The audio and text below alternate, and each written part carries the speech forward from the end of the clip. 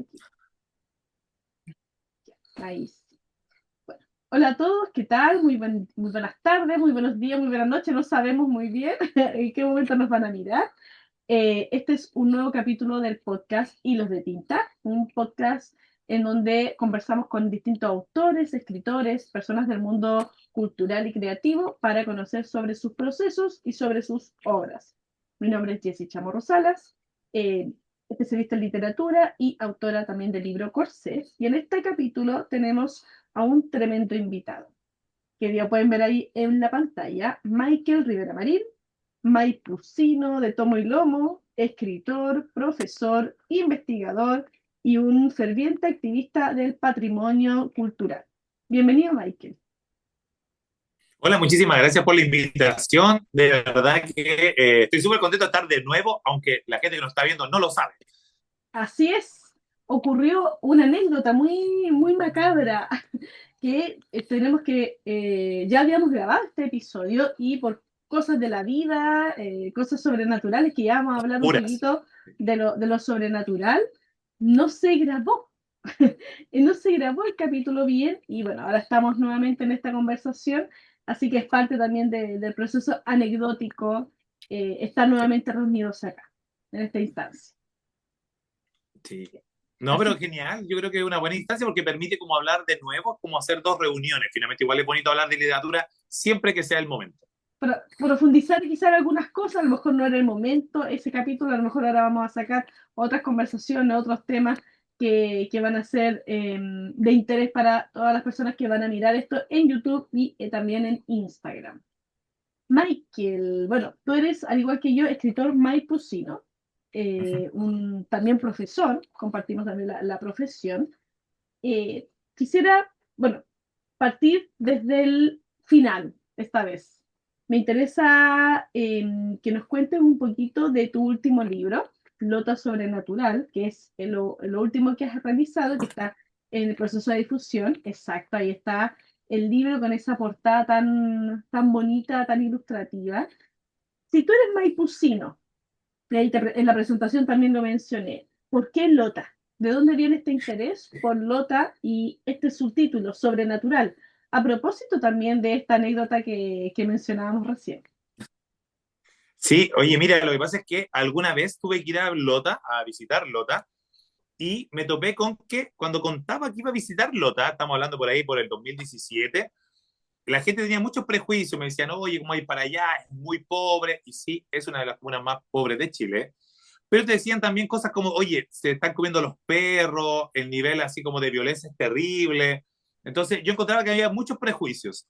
Y curiosamente, conversando con mis colegas profesores, en historia tenían que hacer una dinámica en torno como una sala temática. Entonces, a mí me tocó región del Biobío, la parte de la industrialización del carbón. Entonces, obviamente me le dieron a mí, como iba a ir al otro, entonces podía traer ideas nuevas. Y fue súper bueno, fue súper ilustrativo de lo que finalmente terminé haciendo, porque me di cuenta que con mis estudiantes solo podía leer, en este caso estamos hablando del 2017, Ujú. Subterra. Entonces les quedaba lejano a los chiquillos, no lograban entender cuáles eran los conceptos del libro. Entonces cuando voy encuentro una cantidad de belleza, monumentos nacionales, que de hecho muchos de estos monumentos están casi al mismo nivel que Santiago. Entonces, el nivel de cantidad de monumentos. Y fue como, no, yo tengo que contar esto, tengo que mostrar esto. Y para mí la mejor forma, a mí que me gusta la escritura, era hacerlo a través de la literatura. ¿Y qué literatura a mí me encanta? La literatura de terror. Entonces, tomo estos elementos patrimoniales y empiezo a construir una historia en torno a lo macabro, en torno a estas historias, porque yo pregunté a la gente, yo fui súper respetuoso en ese sentido, preguntarle a escritores, ahí me relaciono con Alejandro Concha, con la gente del Pabellón 83, Fundación CEPA, que son personas que están encargadas del patrimonio. Entonces yo a todo el mundo le preguntaba, que yo creo que es lo mejor que uno puede hacer. Y todos me daban datos, me explicaban, y esas puertas que se me fueron abriendo también me permitieron a mí trabajar de buena manera y sacar una primera novela de Lota, que es esta, Lota 1939, que es Que es del la 2021, sí, igual, demoré todo el precuela, rato. es Claro, anterior. esta es una Ujú. novela individual que no tiene conexión más allá con nada. De hecho, ahí está el villano, que es el diablo y todo. Entonces, la saco esta novela gracias a esa investigación. Y ya han pasado los años, estamos a 2026, y han dado mucha vuelta a la historia, tanto así que Procultura, que está a cargo del pabellón 83, o sea, del pabellón, mientras que están a cargo del parque, del museo, del Chiflón del Diablo, ya no está por todas las polémicas que bien saben, y queda a cargo esto Pabellón 83 y Fundación CEPAS. Entonces, conversando con ellos, Justamente. me dicen, oye, tengamos otra obra que vaya rescatando un poco el patrimonio, y digo, perfecto, yo tengo una como en boceto y en idea, solo que hay cosas históricas que no he podido investigar porque no he ido, básicamente, y me dicen, tranquilo, ven, nosotros acá te apoyamos, estuvo la gente a cargo del museo conversando conmigo, la gente, don Mario Olivares también, entonces pudimos darle vida a este texto que son más angostos, porque son relatos, son cuentos, son 4 cuentos que van desde duendes a zombies, pasando Mm, por un asesino en serie, unas cosas más oscuras, pero todo siempre conectando con el patrimonio. ¿Por qué? Porque me daba cuenta que si yo le decía a mis alumnos, chiquillos, vamos a leer una historia en torno a las minas de carbón, los niños me iban a mirar con cara así, no, qué lata, porque en primero medio se ve Revolución Industrial. claro. Entonces yo dije, oye, pero si les digo, chiquillos, vamos a leer un libro de terror, buena, eso sí engancha, una historia en suspenso, donde hay duendes, no sé, dónde está el diablo como villano, eso podía enganchar y fue finalmente lo que ocurre. Por eso me quedo prendado de Lota, yo sueño con Lota, de verdad, lo hice en el prólogo ahí, yo sueño con Lota y lo paso increíble, hoy soñé con Lota, estaba en tal lugar. De hecho, ayer, a todas estas cosas nuevas que han ocurrido, estábamos Sí. jugando Dixit con mi hijo, con la Fabi, y pone una imagen mi hijo así como de la carta y me dice, Lota. Oh, qué Lota. Y yo miro y claro, era una carta de una playa, como Playa Blanca. Mm, Podría haber dicho mi hijo el Tabo, no sé, claro, algo cualquier. donde vamos más. Sí, Y pero tiene no. ahí Dijo Lota. la imagen vívida de Hablo, Lota. sí, pues hablo tanto de Lota, él también ha ido, es como Sí. obvio, él pensó de inmediato en Lota, ¿cachai? Así como así La de asociación. apasionado.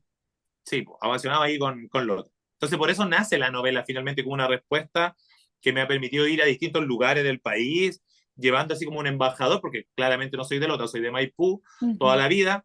Entonces, como que oficial como embajador de Lota, a mí me ha encantado, lo he pasado muy bien con eso. No, tremenda experiencia. Y es bien interesante ahí en lo que tú relatas, cómo se combinan tres áreas, tres ámbitos de tu trayectoria profesional.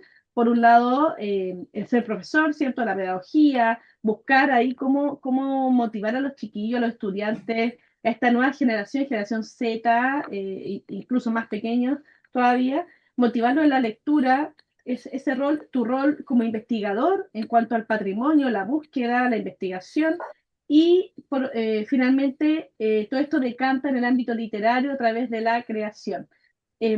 ¿Sientes que uno de estos caminos fue primero? ¿Sientes que todos confluyeron? ¿Cómo te encontraste con esta Es que, triple alianza? claro, cuenta senda, sí. Claro. Sí, mira, yo creo que ya siendo, bueno, yo escribía del colegio, yo de chico en el Carolina Yona le pasaba mis textos a la profe Yolanda Pumarina, que le mando saludos, siempre agradecido, yo soy su favorito, hay que decirlo, su alumno favorito desde que yo estaba en el colegio y eso fue por ahí por los 90. Eh, siempre me gustó escribir, siempre me gustó contar historias. Entonces, pues cuando ya era profe, seguí escribiendo cuentos, hice un par de novelas que por supuesto están guardaditas ahí En porque un uno baúl. las lee con el tiempo y no, sí, uno las ve con el tiempo y no funcionan. Entonces siempre me gustó escribir, ella me revisaba los textos y todo. Y después cuando yo era profe me empecé a topar que había ciertos problemas que no era tan fácil solucionar. ¿Qué tipo de narrador? Como en segunda persona que le llaman, pero que de verdad que fuera en segunda persona, que hablara un tú. Entonces yo dije, oh, yo puedo hacer eso, ¿cachai? Como lo mismo acá, que leo con los niños para resolver este tema de Lota, para hacer esta sala temática en torno a la región del Biobío y las minas de carbón. Fue como, oye, yo lo puedo escribir. Entonces fui mezclando ahí un poco de eso. Y si no hubiese sido porque ya antes había hecho una novela que se llama Francisca Macabra, que ocurre en Maipú, quizás no hubiese tomado ese giro histórico en Loto, hubiese tomado otra beta.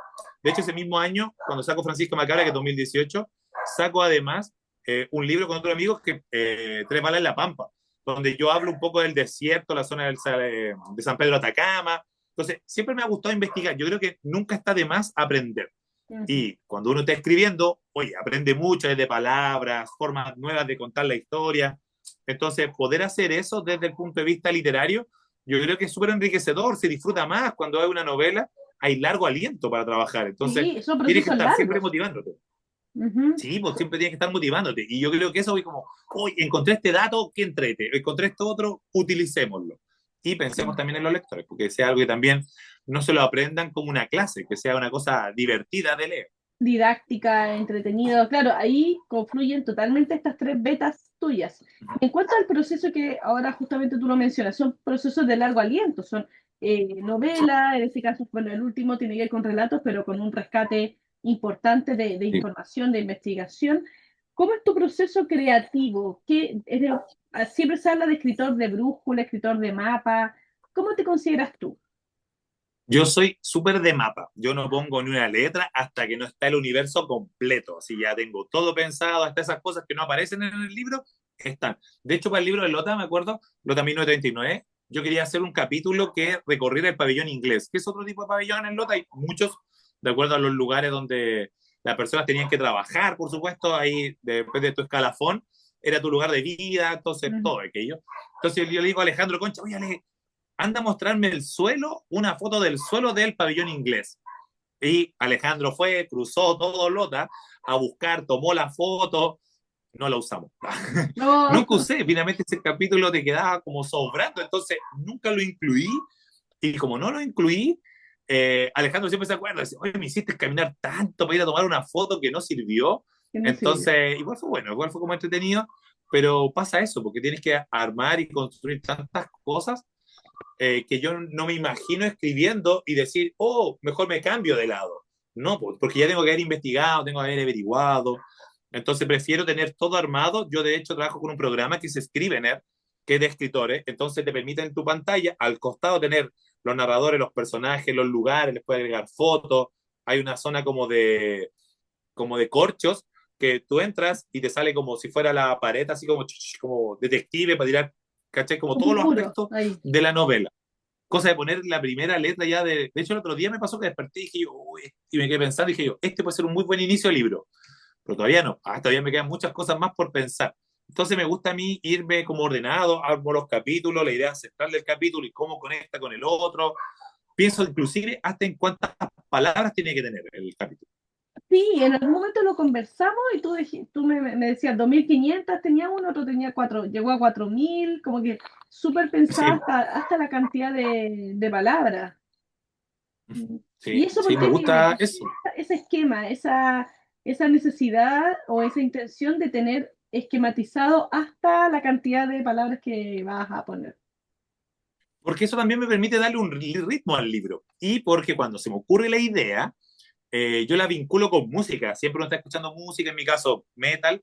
Entonces como que, oh, esta música me va a acompañar. Entonces trato de darle un poco en mi cabeza, quizás no resulte en palabras, pero darle el ritmo de lo que estoy escribiendo, ¿cachai? Como que lo que escuché, trato de dárselo a la escritora. Entonces, si un capítulo más rápido, busco un tipo de texto más, o sea, un tipo de canción más rápida. Entonces, trato de jugar con eso para que se pueda leer de mejor manera. Entonces, si es más lento, otro tipo de ritmo, y con eso también me ordeno las palabras. Ya tengo 2.500 palabras por inventar, que se usó en Francisca Macabra. Entonces, las primeras 500 tengo que decir esto, en las otras 1.000 esto otro, las 500 siguientes más la última, ¿cachai? Como que para que tenga un ritmo y un desarrollo. Sumamente Me ayuda organizado. bastante. Sí, soy muy Como buen organizado, tengo profesor mucha también. libreta. Buen punto, Jessy. Yo creo que eso también es súper destacable porque, claro, uno como profe tiene que planificarse, pensar el inicio de la clase, el desarrollo, metacognición, no sé, todo eso. Entonces, poder hacerlo es parte de mi día a día, porque como tú decías, porque es primero, yo creo que todo ha confluido de cierta manera para que tenga que ser ordenado, dejar la fecha de las pruebas, las notas Sí, y todo eso.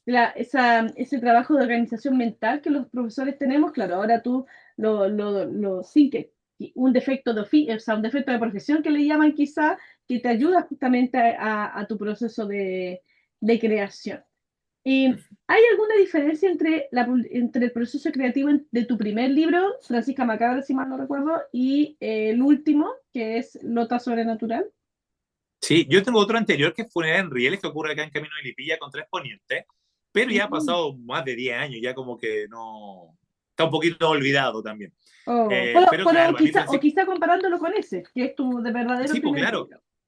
sí, pues yo creo que hartas cosas. Una, creerse el cuento. Yo cuando escribí la novela, en términos de terror, lo mismo que pasaba con Francisca Macabra, era como, ¿a quién le va a gustar? ¿Cachai? Como, ¿por qué puede funcionar el terror? Estamos hablando del 2012, cuando sale Funeral en Rieles. esto es de 2026, pero uno se va dando cuenta que tiene como un nicho, como que ya uno logra saber, por ejemplo, con Francisco, ya, ahí hablé de Maipú acá, Camino de Lipilla, Tres Poniente y todo eso.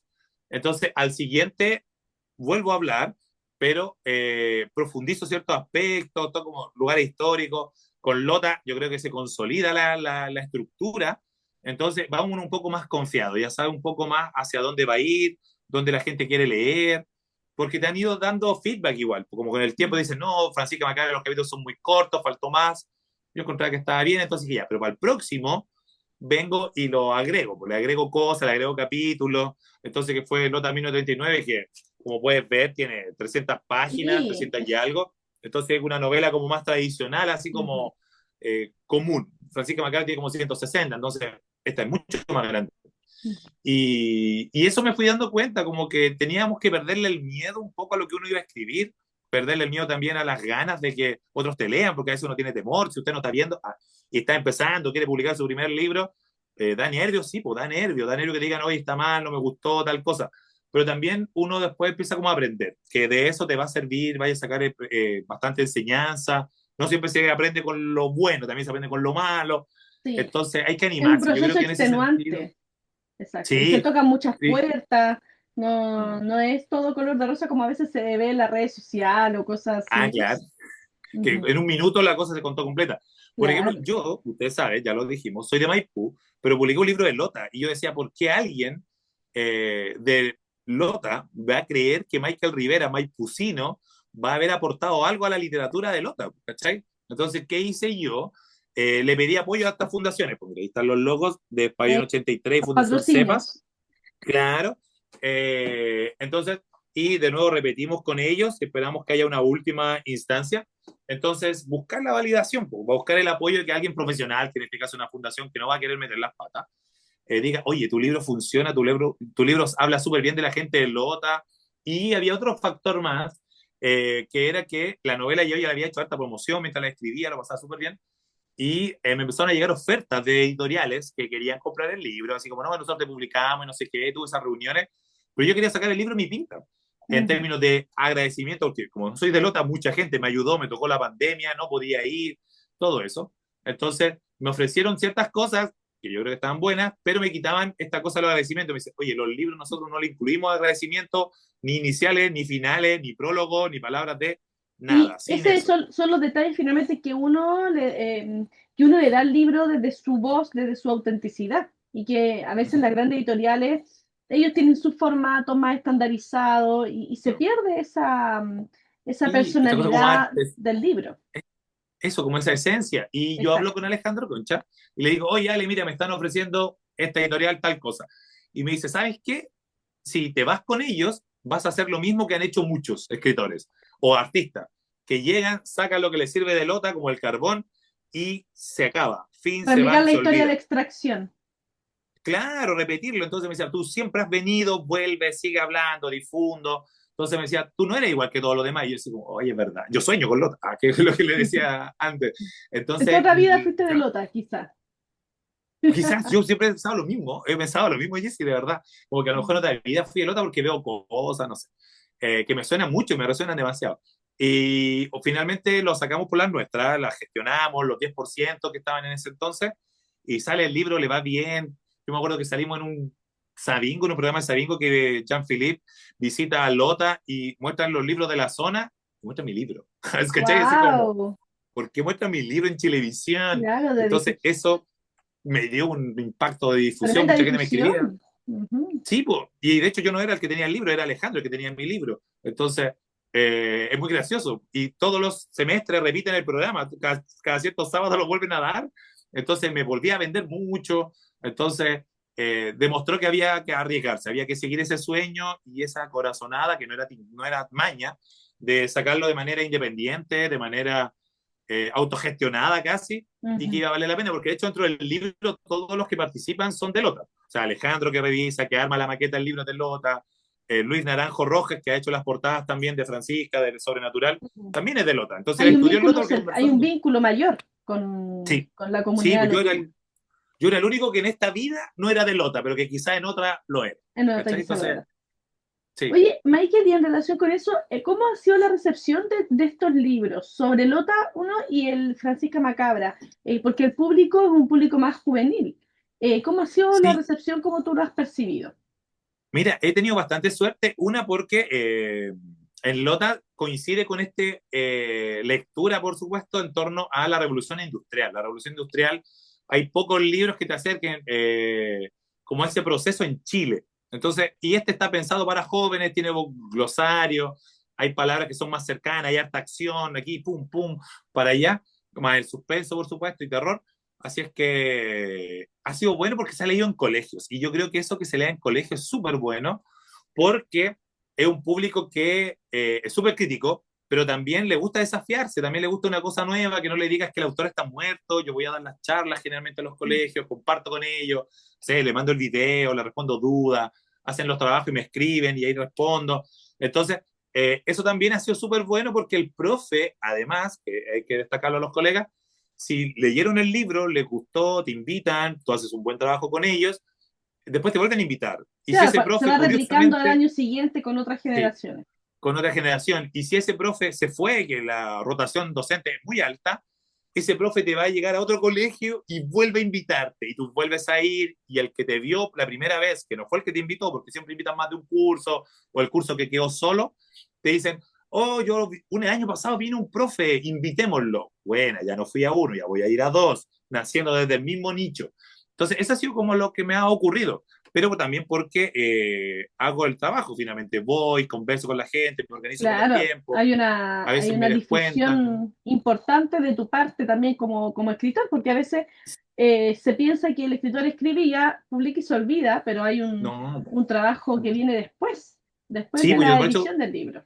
yo siempre pienso, no hay que ser escritores que saquen un libro todos los años, así como un libro al año tuyo, una novela, porque también hay que darle un tiempo de respirar. De hecho, Lota Sobrenatural salió en octubre del año pasado, en términos formales, pero dije, no, démosle con calma, vamos de a poquito, y para ya a fin de año, entonces dijimos, ya, agarremos el Halloween, por supuesto, y ya después, tranqui, vienen las vacaciones, armemos otro proyecto, y ahí volvemos en marzo ya otra vez con el libro. Y funcionó, funcionó, de hecho, hoy día ya salió el afiche y ya probablemente cuando salga este episodio o esté en Iquique, voy a estar presentando en Iquique, en Alto Hospicio, con Lota Sobrenatural, porque como que para el libro, acá lo presenté en Biblioteca Maipú junto a Marcelo, lo cual a mí me encanta porque es mi comuna, mi Marcelo casa Contreras, finalmente. que es Sí, un tremendo gestor de la cultura en la biblioteca de Maipú, para sí, que quede desde mil consignado. años.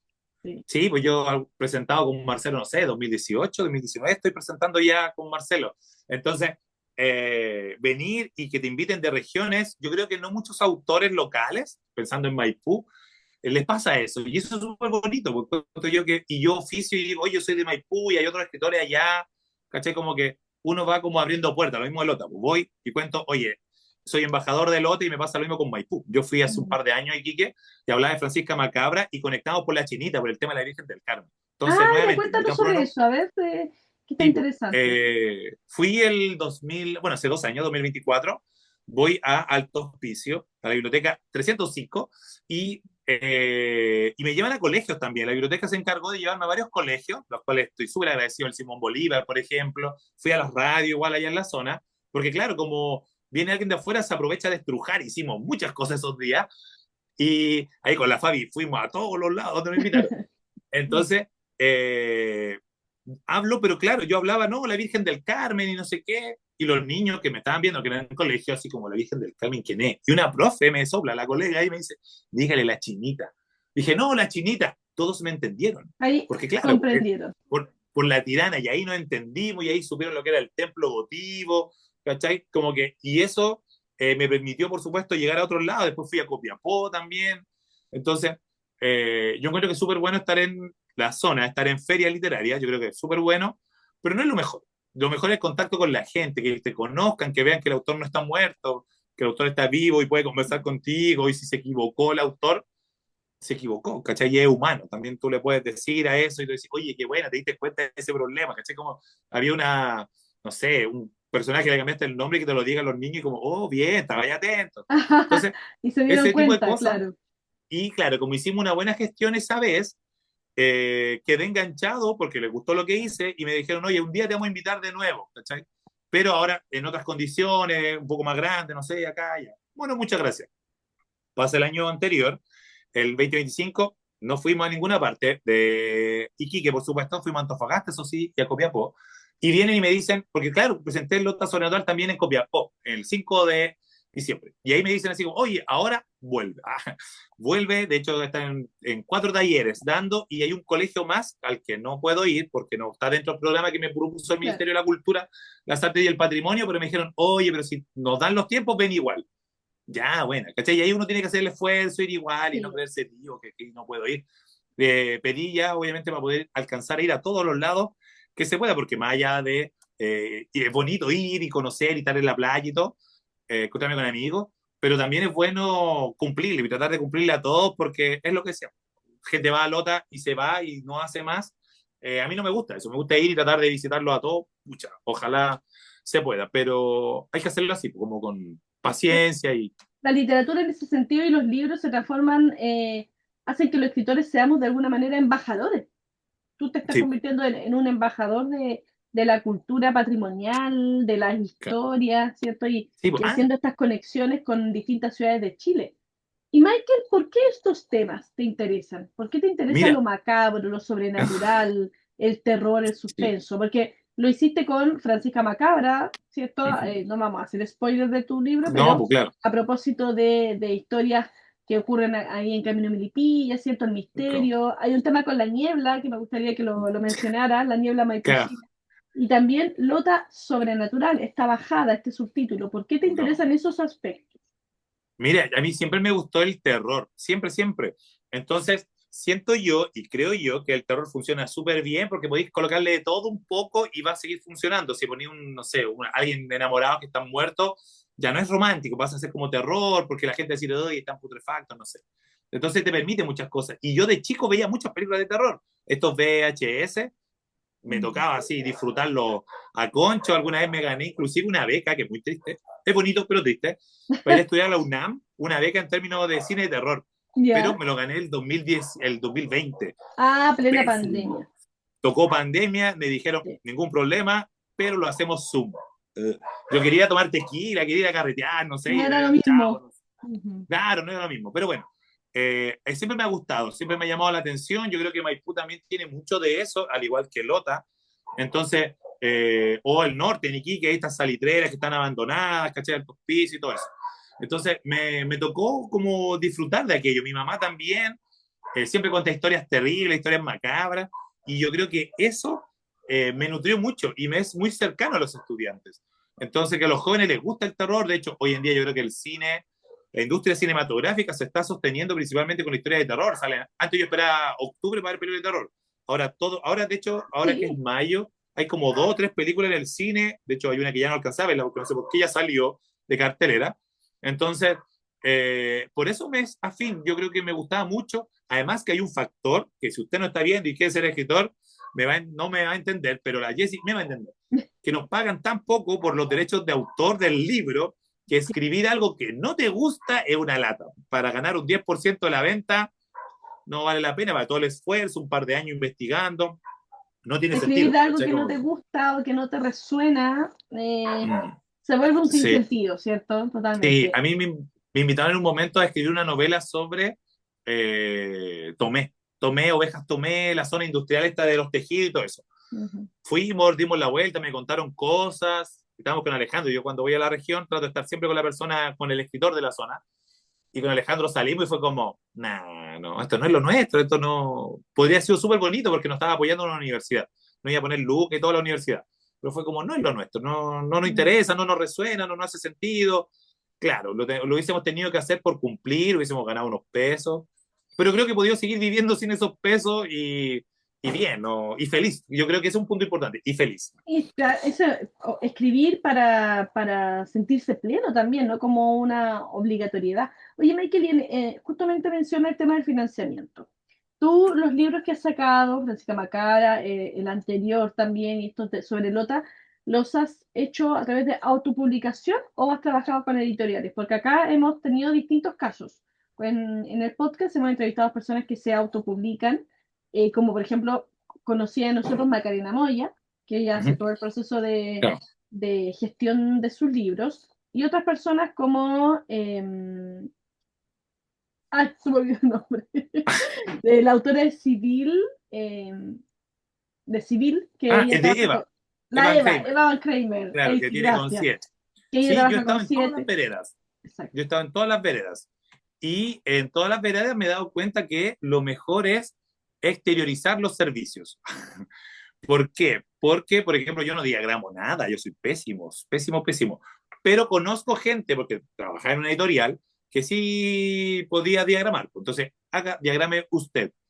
Gente que sabe ilustrar, ilustre usted, ¿cachai? Yo no hago esa pega, yo no la sé hacer. ¿Qué sé hacer yo?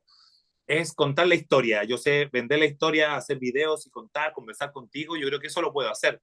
Y me preocupo de eso. Entonces me ha tocado estar en todas las veredas. Yo también publiqué con Siech, antes que Eva, en una colección que se llama Vintage Pulp, con un libro Ujú. de cuentos, ¿cachai? Entonces he estado también con Forja en algún momento, saqué con Triada. Entonces hemos estado en hartos lados, hemos dado muchas vueltas. Pero lo que más me acomoda, ahora a esta altura de mi vida, ya con varios años, en el cuerpo, es poder gestionar la portada. O sea, yo veo que en él ilustra la portada, ¿cachai? Me gusta ver qué orden le damos. Y creo yo que si me Participar tengo del que meter proceso la... de edición, de alguna manera. Sí, claro. Y si me tengo que meter la mano al bolsillo porque, oye, no es que no le podamos pagar a él porque en realidad se nos sale el presupuesto, tranquilo. Yo le pago a él. ¿Cachai? Como que, porque eso también te pasa, porque las editoriales lo Sí. ven a su pinta en términos de, no, es que este ilustrador nos vende las ilustraciones como son de genérica, salen más baratas.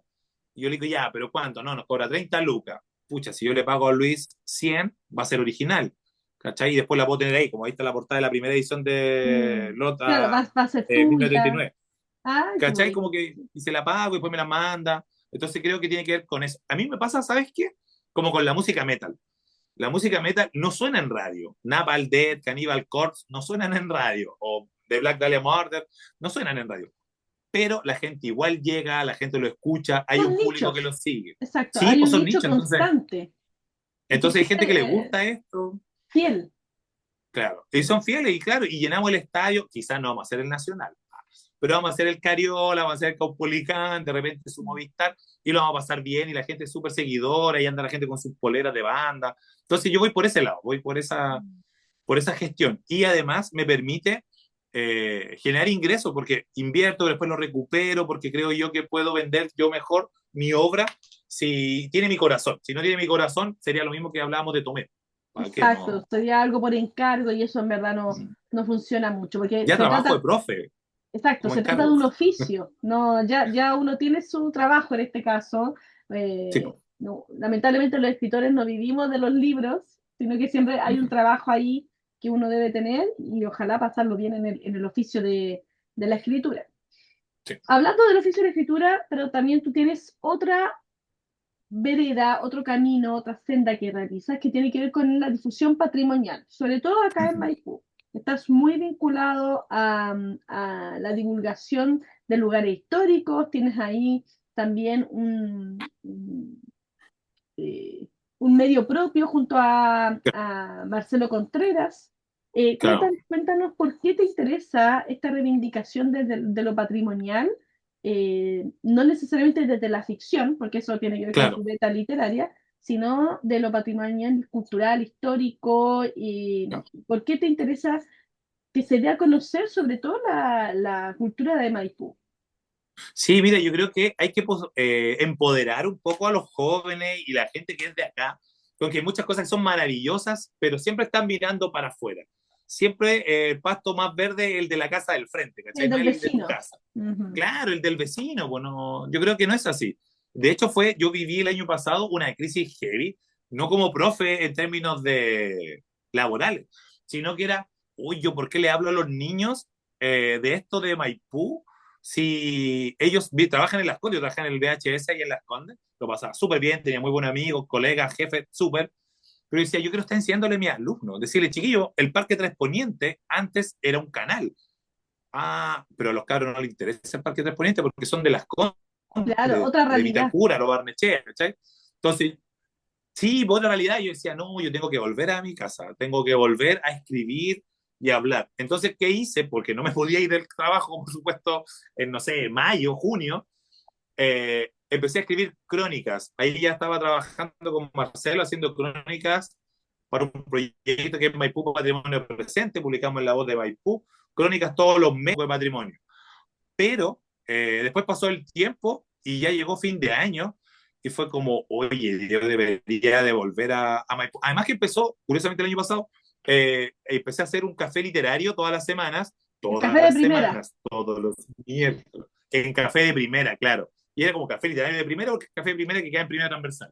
Y hablaba con escritores locales, a veces venían de afuera, que conseguía el jefe. Oye, lo pasé súper bien, pero tenía que salir del colegio a las 4:30 y volar para llegar a montar, conversar, coordinar. Corría todos los miércoles, después con Marcelo enganchamos con hacer un programa de podcast que se llama Locos por la Historia, que era all jueves en la tarde, noche que grabábamos, después empezamos con el portal del libro, todo en Sí. Maipú, todo de Yo tuve el privilegio de maipucinos. Y participar en fue el portal como, del ¿qué libro. hago? Sí, pues ahí en el portal del libro. Entonces fue como, Sí.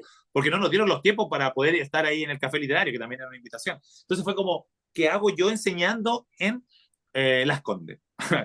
No sé qué hago, ¿cachai? Como que tenía muchos beneficios, todavía lo encuentro, pero dije, ya, me vengo. Y finalmente logré cambiarme de colegio, venirme acá, hecho mucho de menos, pero también he tenido una gran oportunidad de, chiquillos, grabemos el podcast acá, ¿cachai? Y hablar con los Ujú. niños grabando el podcast y decirles, oye, el Cerro 15 es el Cerro 15 y todos los niños conocen, y conocen, no sé, la neblina, conocen todos esos Sí. elementos maipucinos tan propios que nos ha golpeado en estos fríos.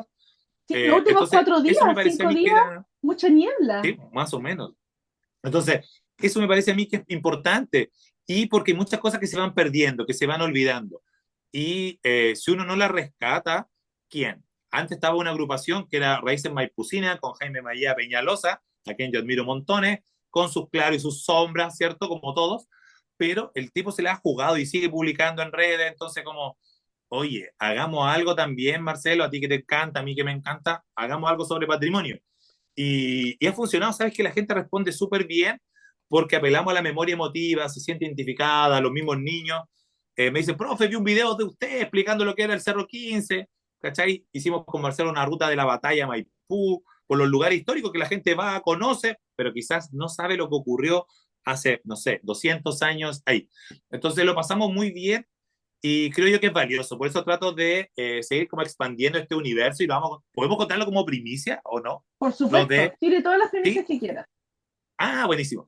Que por ejemplo Jesse, en este espacio Tinta y los de Tinta que estamos conversando ahora como podcast, también abrió la oportunidad, por supuesto, de publicar otro tipo de textos. Y yo dije, ¡qué buena! Porque en el diario no hago reseñas de libros, puesto que va por otro lado, va por la crónica, la cosa de la memoria, más directa con las personas. Además que una crónica de un libro del 2014, un libro del 2000, no sé si funciona, esos libros que ya casi no Ujú. se encuentran. Entonces dije, hagamos eso que no se encuentra en esto a través de una reseña de un libro que la gente puede consultar en la biblioteca de Maipú, que pueda ir, que acceda, por supuesto, a estos espacios municipales y conozca otra versión. Imagínense, va a salir ahora pronto una reseña sobre un libro que habla del Carolina Iona, cuando era la escuela parroquial. Entonces, ese tipo de cosas probablemente muchos estudiamos, así como yo, en el Carolina Iona. Manuel Villarroel, escritor, también estudió en el Carolina Iona, ¿cachai? Entonces, y a Un lo mejor colegio él no emblemático sabe de que la hay un. comuna. Claro, po. Y a lo mejor él no sabe que este colegio tiene no sé cuántos churromil años, que hay un libro con 600 páginas, más de 1000 fotos. Entonces, como, oye, hagamos eso, ¿cachai? Entonces, no identifica, mucha gente también llega de afuera de la comuna, se ha abierto mucho, hay mucha gente que llega, pero no sabe, antes habían unos cañones en la Plaza de los Cañones, porque ya no hay, para el estallido social, pero contemos qué es esa plaza. Entonces, me apasiono con esta cosa de la historia. De hecho, El ahora encontré patrimonio. un dato, escribiendo, armando otro proyecto de libro, que en 1928 contaban sobre dónde enterraron los muertos. ¿Cachai? En un diario Maipú, porque me pongo a leer diarios antiguos de Maipú, imagínense, de 1928. Entonces, ese tipo de proyecto y que tú, en este caso, abras un espacio y que, chiquillos, si quieren publicar textos, mándenlo y lo difundimos. Me parece que es súper valioso y necesitamos más gente que hable de Maipú, más gente que dé un espacio para poder conversar como estamos haciéndolo nosotros, que escriban, que se lean, se compartan. Yo creo que mientras más, mejor. Como que Sí, totalmente. no se No es pierde, no quita una, uno de otro. exacto, no es una competencia. No, Todos aportamos a la cultura, todos tratamos de generar un granito de arena para la difusión y la divulgación literaria y cultural en términos más generales. Y en este caso, Y claro, abierto. este podcast Hilos de Tinta también busca ser, además del formato podcast, este espacio de publicación de reseñas colaborativas con convocatoria permanente. Así que ahí todos invitados también a publicar, escritores o investigadores o apasionados por la cultura simplemente. Sí, pues por eso es súper bonito. Yo creo que son esas instancias que cuando te dan la mano, esta opción tuya, así como, chiquillos, vengan, tú no podís decir no, ¿cachai? Porque decir vamos y después vamos arreglando en el camino, probablemente haya cosas que se puedan mejorar X o allá, pero se necesita que más hablemos de cultura hoy en día que está tan complicado con los recortes presupuestarios y todo eso. Pero si no tenemos el recorte presupuestario, si tenemos un recorte presupuestario, saquémoslo de otro lado, como lo que hicimos, por una antología gratuita, digital, que se Exacto, comparta. justamente te iba a preguntar sobre eso, me quitaste la palabra de la boca. A Ah, propósito de este trabajo colaborativo y de estos hilos de tinta que se van ahí generando entre conectando. los distintos colaboradores, escritores, surgió tu propuesta de hacer una antología de escritores maipucinos, en la cual Sí, yo también tuve el privilegio de participar con un relato que se llama Deshabitada. Pronto habrá ahí alguna novedad al respecto. sí, vamos a sacar ahí Cuéntame. cositas. Sí, se ven cositas. Cuéntame un poquito sobre eso, de qué se trató, Sí, cómo surgió y dónde lo pueden mira, surge, encontrar. claro, mira, surge porque básicamente queríamos hacer un proyecto vinculado con la Municipalidad de Maipú, pero nos encontramos que no era tan fácil trabajar como nosotros pensábamos. Y llegó el verano, llegó enero, el proyecto, la idea lo queríamos ejecutar en enero, pero cuando tuvimos las reuniones con las personas encargadas, nos dimos cuenta que estábamos golpeando puertas que no se iban a abrir finalmente. Y uno de profe en el verano como que trata de hacer cosas porque no puede estar tranquilo de guata al sol. Y yo dije, oh, hagamos una antología de cuentos. Hice las bases, que saqué bases de todos lados para armarla, donde la gente podía escribir crónica, cuento y poesía, Poesía. bajo un título de Historias Maipucinas. Usted cuéntela como quiera, pero que la idea es que se conecte de alguna manera con nuestra realidad. Eso era gratis, no había que pagar nada, y me lo mandaban a mí y yo armaba el libro. Ujú. Fin, armamos una portada y estuvo abierta la convocatoria 3 meses, casi marzo, porque ya en marzo volvimos al colegio, ustedes saben, pero quedó un bonito libro, quedaron 17 autores que voluntariamente quisieron participar y ahora está dando vuelta, se subió una nota a La Voz de Maipú donde se puede descargar, Sí. también en mi sitio web que es michaelrivera.cl, también lo pueden descargar, cada autor tiene el libro que lo puede compartir, enviar a quien desee, para que lo lea y difunda, igual tiene ISBN, para que obviamente esté registrado y estemos dentro del catálogo como escritores nacionales, con los Ujú. autores de todos, puse a todos los que pude, los puse ahí como autores, y me parecía que eso era súper valioso. Y de hecho, ahora ya empezaron a salir cápsulas donde yo mismo voy, entrevisto a las personas, llevo los micrófonos,